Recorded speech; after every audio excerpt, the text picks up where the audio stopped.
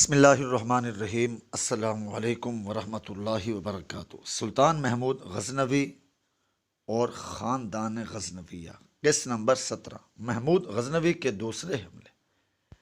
امیر ناصر الدین سبکتگین کے مرنے کے بعد امیر اسماعیل یعنی جو کہ اس کا بڑا بیٹا تھا اس کا جانشین ہوا، اور اس نے چاہا کہ امیر محمود غزنوی کو میراث سے محروم کر دے، لیکن امیر محمود غزنوی اس پر غالب آیا اور باپ کا جانشین ہو گیا۔ اس نے بلخ کی جانب چڑھائی کر دی اور خراسان پر قبضہ کر لیا۔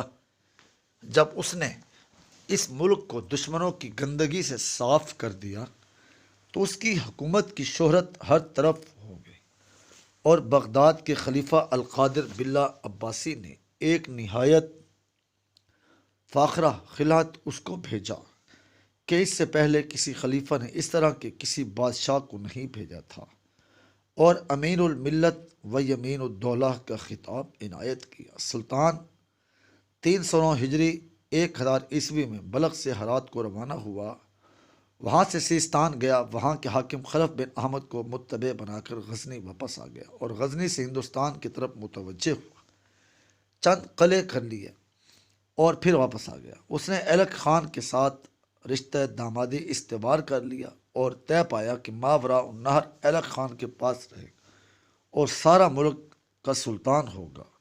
ماہ شوال 391 ہجری سن 1000 میں اس نے پھر غزنی سے ہندوستان کا ارادہ کیا اور 10,000 سوار لے کر پشاور آ گیا۔ راجہ جے پال 12,000 سوار، بہت سے پیادے اور 300 ہاتھی لے کر مقابلے میں آ گیا۔ جنگ شروع ہوئی، فریقین ایک دوسرے سے ٹکرا گئے اور داد شجاعت دی۔ آخر سلطان محمود غزنوی کو فتح و نصرت حاصل ہوئی۔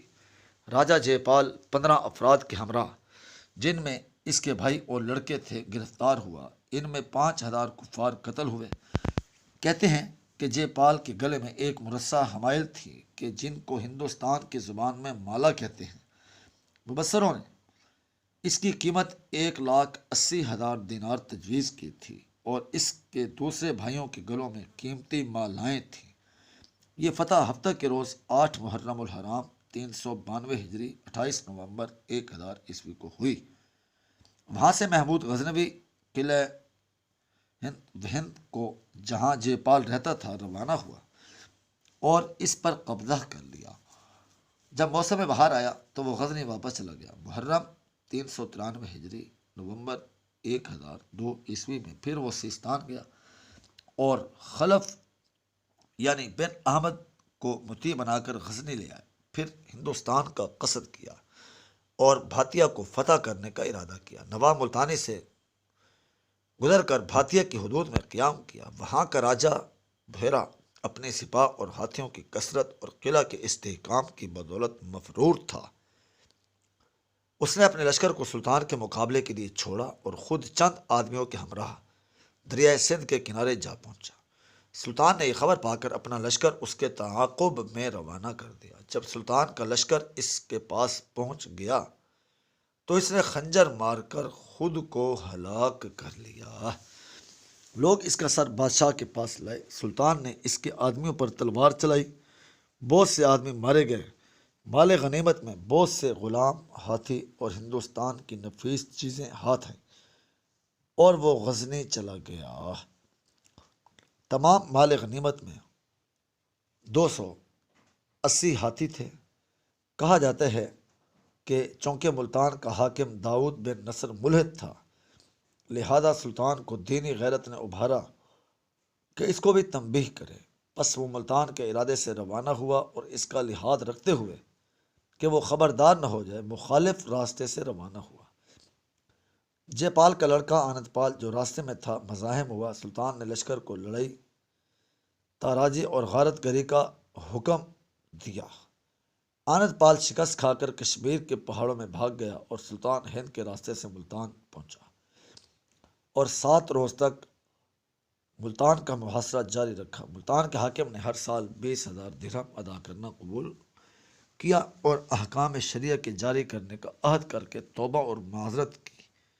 سلطان اس قرار پر سلو کر کے غزنی واپس چلا گیا۔ یہ واقعہ 396 ہجری 1005 یا 6 میں ہوا۔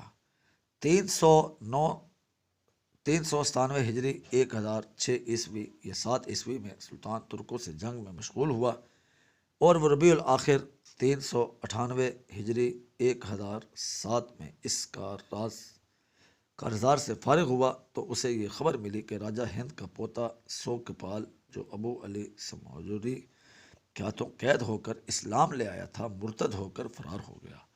سلطان محمود غزنوی نے اس کا تعاقب کیا اور گرفتار کر کے قید کر دیا۔ بعد ازاں اسی قید میں وہ مر گیا۔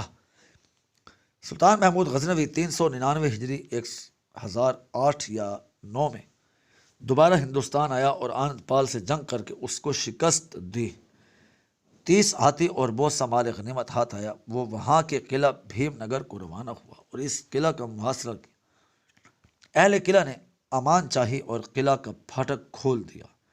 سلطان اپنے چند آدمیوں کے ہمراہ قلعہ میں داخل ہوا۔ سونا چاندی الماس اور جو کچھ بھیم کے زمانے سے جمع ہوا تھا لے کر واپس چلا آیا اور حکم دیا کہ اس کی قیام گاہ کے سامنے سونے اور چاندی کے چند تخت رکھ کر وہ سارا مال وسیع میدان میں ڈال دیا جائے تاکہ سپاہ اور رعایا اس کو دیکھ کر تعجب کرے۔ یہ واقعہ 34 صدی ہجری کی ابتدا میں ہوا۔ سلطان محمود غزنوی نے پھر 401 ہجری 1011 میں غزنی سے ملتان کا قصد کیا اور جو کچھ ملتان میں باقی رہ گیا تھا اس پر بھی قبضہ کر لیا۔ کرامتیوں اور ملحدوں میں سے اکثریت کو قتل کرا دیا، یعنی کچھ کے ہاتھ کٹوا دیے اور بعض کو قلعہ میں بند کر دیا جو وہیں مر گئے۔ جب سلطان کو یہ خبر ملی کہ ہندوستان میں تھانسیر نام کا ایک شہر ہے اور وہاں کے بڑے بت خانے میں ایک بت ہے جس کا نام جگر سوم ہے اور وہ ہندوستان کے لوگ ہنود اس کی پرستش کرتے ہیں، سلطان نے جہاد کے ارادے سے لشکر جمع کیا اور 402 ہجری یعنی 1012 تھانسر کی طرف متوجہ ہوا۔ نروجے پال کو جب یہ خبر ملی تو اس نے اپنا ایلچی بھیجا اور پیغام ارسال کیا کہ اگر سلطان اپنے ارادے سے باز آ جائے تو میں 50 ہاتھی بطور پیشکش بھیجوں گا۔ سلطان نے اس پر توجہ نہ کی۔ جب وہ تھانسیر پہنچا تو پورے شہر کو خالی پایا۔ لشکریوں کو کچھ ملا وہ انہوں نے لوٹا، بتوں کو توڑا اور بت جگر سوم کو غزنی لے گئے۔ سلطان نے حکم دیا کہ اس بت کو شاہی محل کے سامنے ڈال دیا جائے تاکہ مخلوق کے پیروں تلے روندا جائے۔ جاری ہے۔